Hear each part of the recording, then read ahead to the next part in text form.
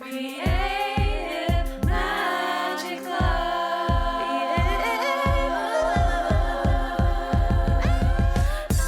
What's up? This is Sarah Mack and welcome to Creative Magic Club. Together, we'll discover inspirational stories of creative entrepreneurs living out their dreams, doing the work they are most passionate about, and building wealth in magical and fun ways.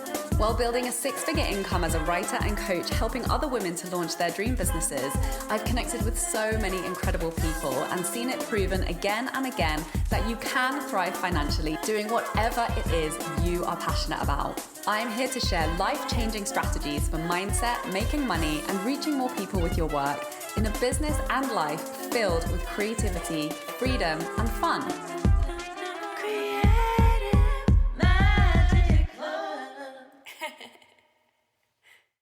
Hi everyone, welcome. I'm so excited to introduce my guest today. We have Jamie Palmer, who is a business strategist and coach for driven entrepreneurs, service providers, and coaches who want to grow and scale their business online with a signature program. Hi Jamie, thanks for joining us. I am so excited to be here. Thanks for having me. Yay. So let's dive in. Tell us a little bit about your backstory. How did you end up where you are today?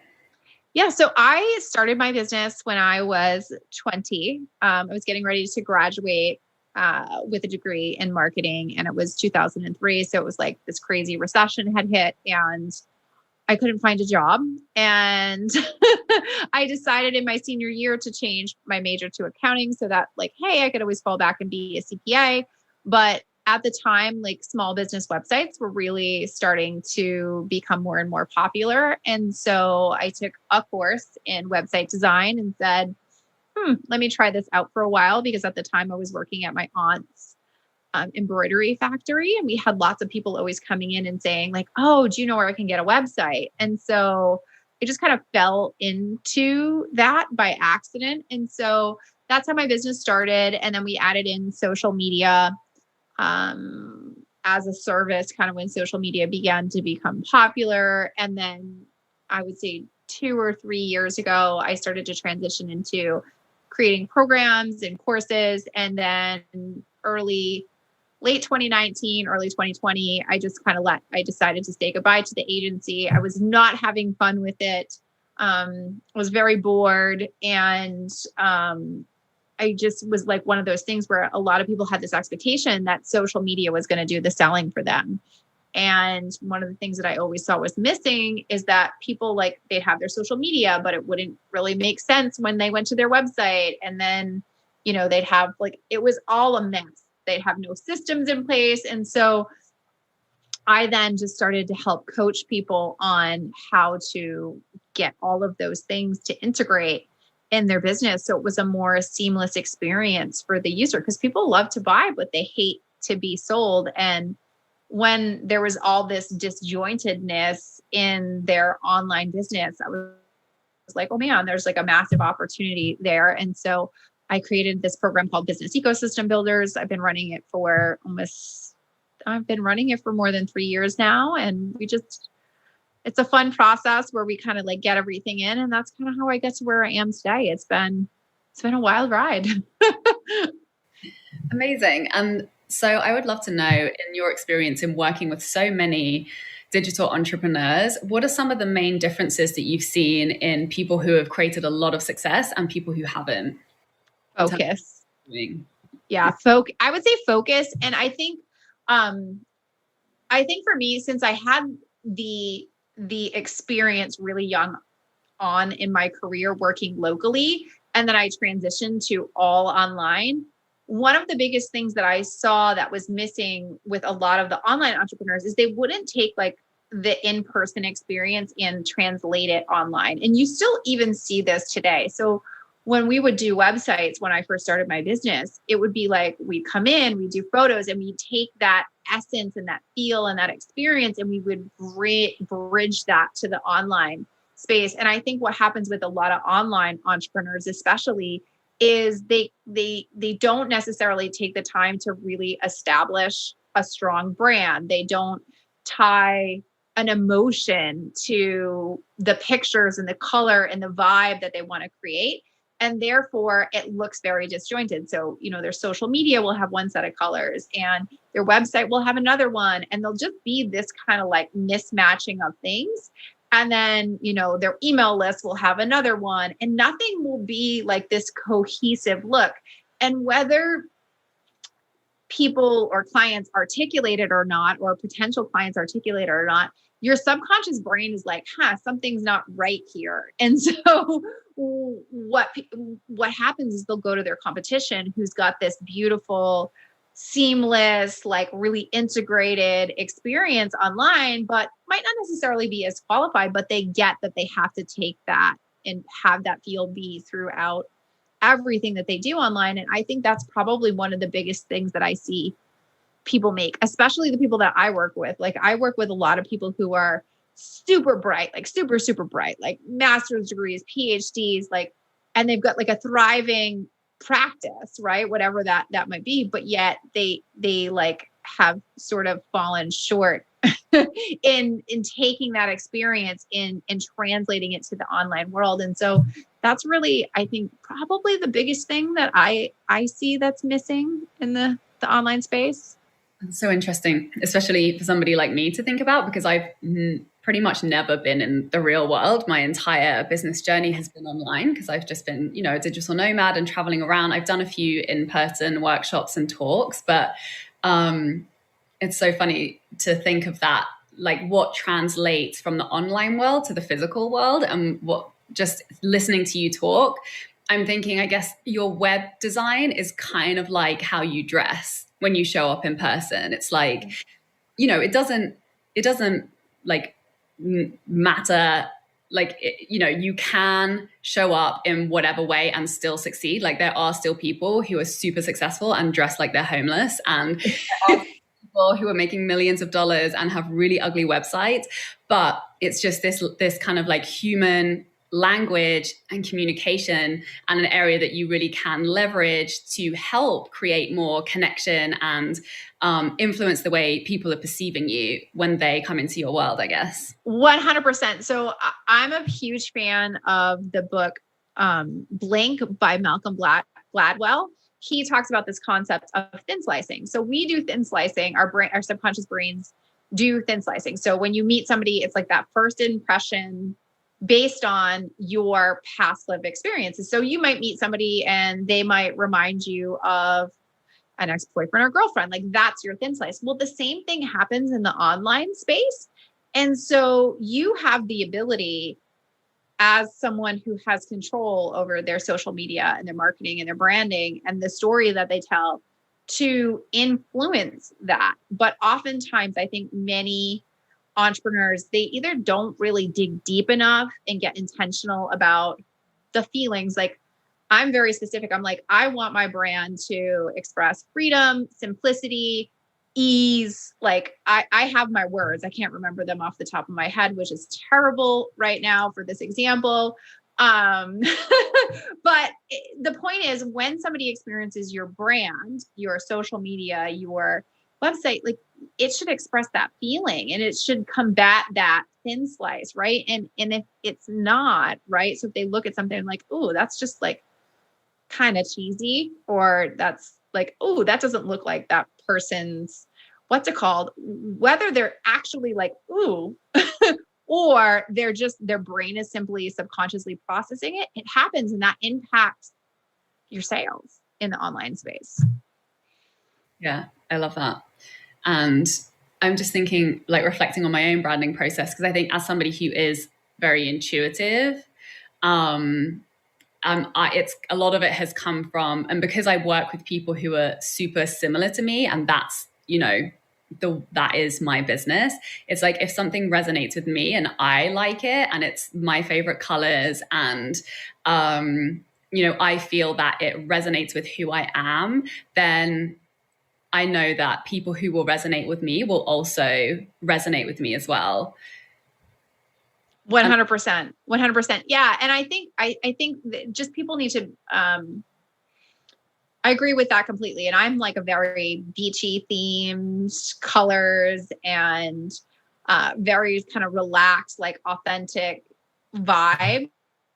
And people comment on that all the time because like my words and my visual branding and my process and my programs they're all in alignment with that.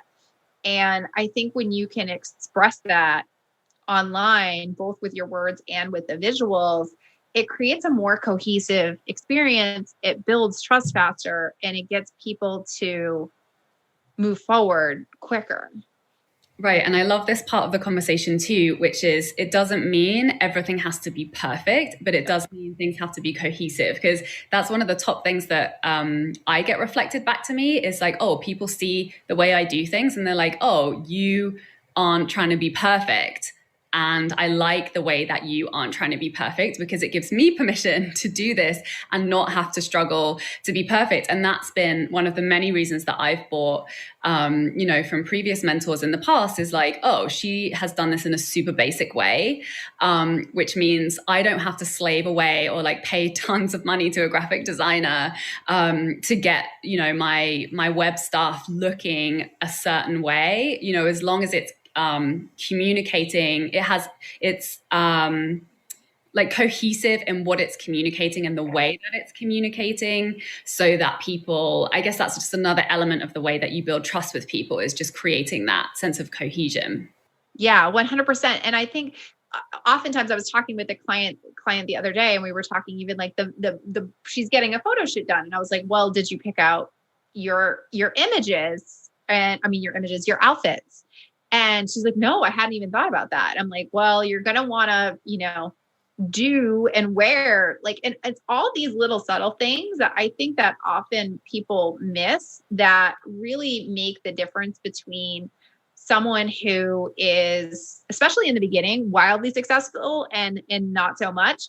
And for me, I'm all about like, let's experiment with this for a bit, right? So let's try this on and see how it works. When I did my whole rebrand, I've had like blues and greens as colors for a decade. And I was like, I want it to be slightly more feminine and I want to like integrate in these colors. And I tried on this logo with these colors and I did that for a little bit. And I was like, this is just a little bit too much. And then I pulled it back. I changed it a little bit. And then finally I settled on something that felt really good.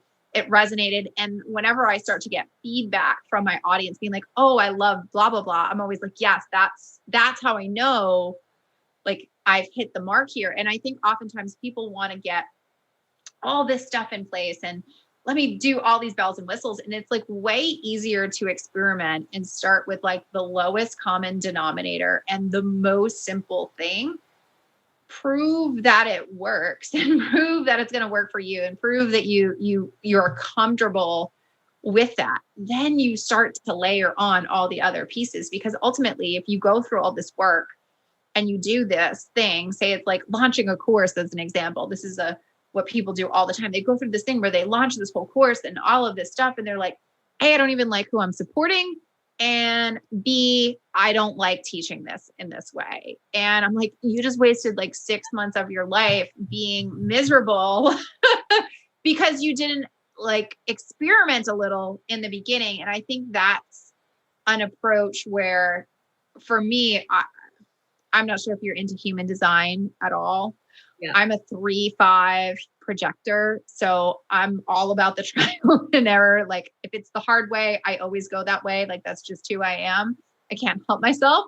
But in that learning, it's also allowed me to help teach other people and shortcut that by being like, yes, go experiment. Like you don't have to belly flop into the pool. You can just like stand on the stairs first before you jump all the way in. Yeah, I love that.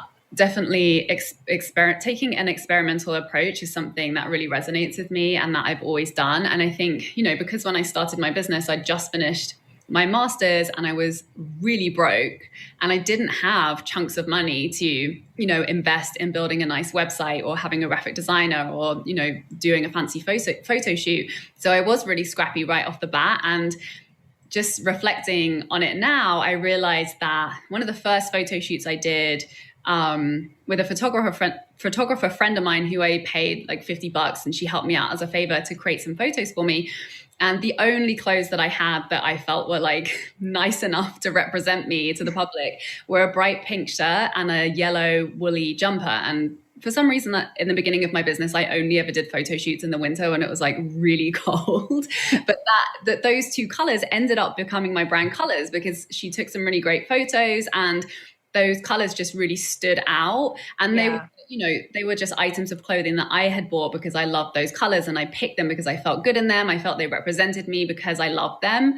And that was really the beginning of, the visual direction for my brand. And it's always has been just me choosing things that make me feel good, and that has, and then trying it out, and then obviously, getting feedback on it. And I'm like, oh, okay, so this is working, same as you. And I think that's, it's really key that you resonate with whatever it is that you're putting out there, because it's the same with your messaging.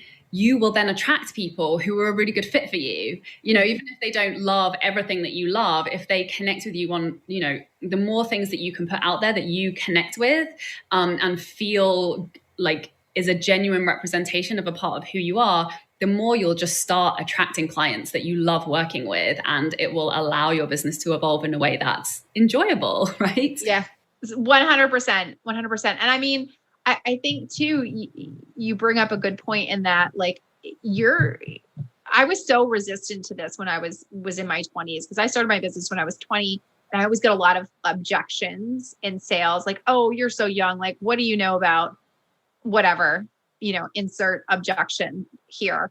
And it really got inside my head in terms of like, well, how can I change and evolve if I can't even meet this here? And as I started to dig deeper into the personal development side of like, how am I going to grow my business? I realized that was not my stuff. That was their stuff. And it really allowed me to be like, I can change and evolve and iterate however I want to iterate. It's my business. I don't have to stay stuck in this thing. The same thing with pricing. I remember, I had like a dozen social media clients, and they were all paying, I don't know, between $250 and $1,000, like, but they were all getting the same service. And I was like, I need to have a conversation with these people. And it was one of the scariest things that I ever did, because I was like, I'm essentially like doubling and tripling people's prices. And half of them stayed, half of them left. But I ultimately made the same amount of money because I was charging what I felt was I was worth charging. And I think oftentimes we hold ourselves back from doing these things because we think, oh, we have to do this thing in this one way. And ultimately, like, we became entrepreneurs because we didn't want to work for somebody else. We wanted more freedom in our lives. We want to have choice freedom. We want to have money freedom. We want to have time freedom. And it breaks my heart when I see wildly talented people who are like these amazing experts in their business, and they let these little things hold them back. And so I think it's so cool what you do and how you tie all that together, because I spent probably 15 years, or maybe not 15, but 10 at least, being like, oh, I don't have a mindset issue. Like, hello, red flag. I totally have a mindset issue. Yeah. And, and I think that's just like, that comes with the freedom of choice, right? Is that we get to fail forward and we get to make more wrong decisions and learn in the process. And, I don't believe there's ever a wrong decision. There's just a lesson with every decision that we make, right? And the more we, the more we are courageous in taking action towards trying to get where we want to go, the faster we'll learn what works and what doesn't. And I think, sometimes it's so hard to know what really worked, right? Because as entrepreneurs, we're making so many decisions every day, and always evolving, always growing, always being inspired, always creating. But it really helps to, that's just why mentorship is so important, right? To have somebody to create that space to get the clarity on what is actually going on and what's going on from your perspective, and then what's actually working, what's actually creating results, because it's so easy to get lost in the doing of all the things and, being all the things in all the different places and all the different, like departments in your business. So it's so important to have that support so that you don't make too many wrong decisions and get burned and, have like your inspiration stomped out of you, which it can be easy to do if you go through a period of massive stress when things aren't working, right?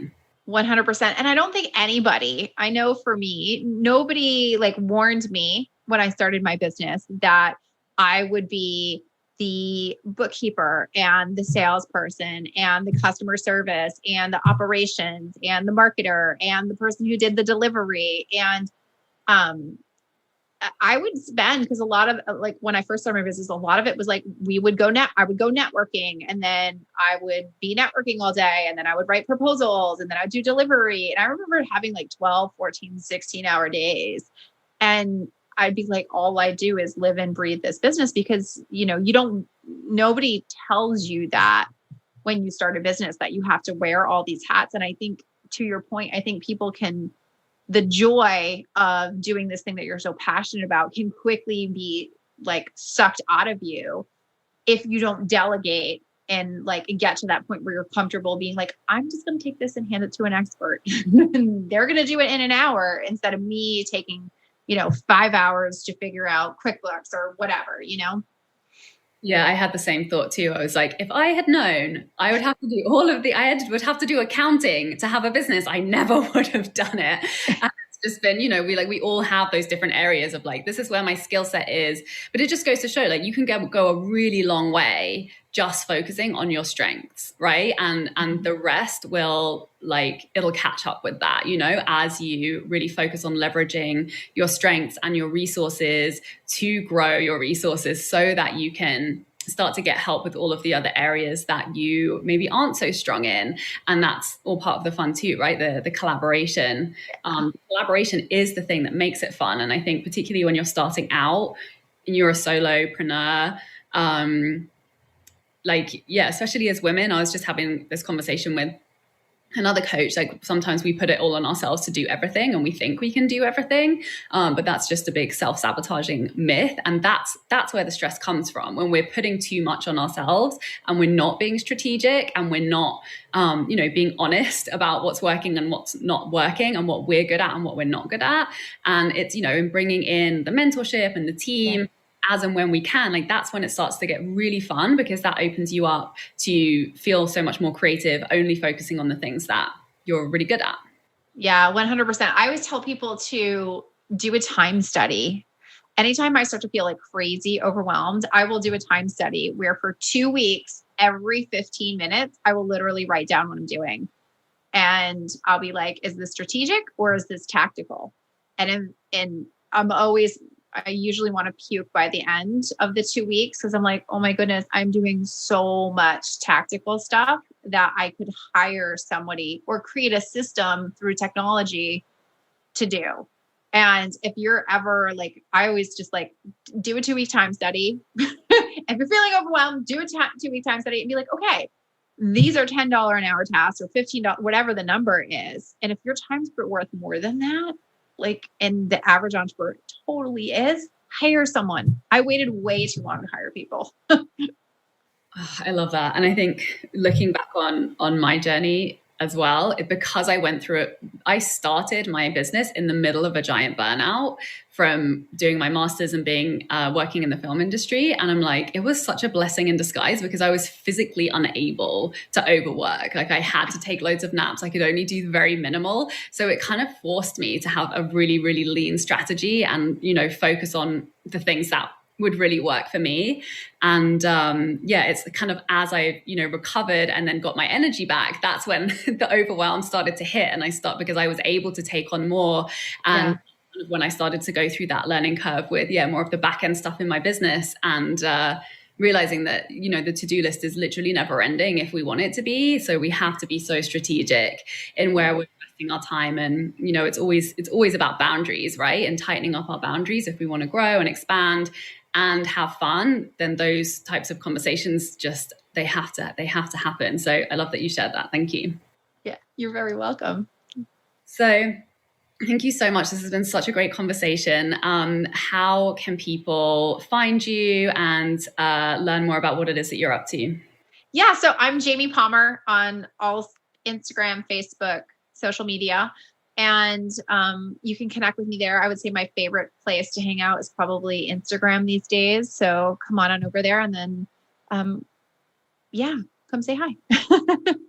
Thank you so much. Thanks. Bye, everyone. For more inspirational content, head over to my website withsarahmac.com and please support the show by liking, commenting, and subscribing.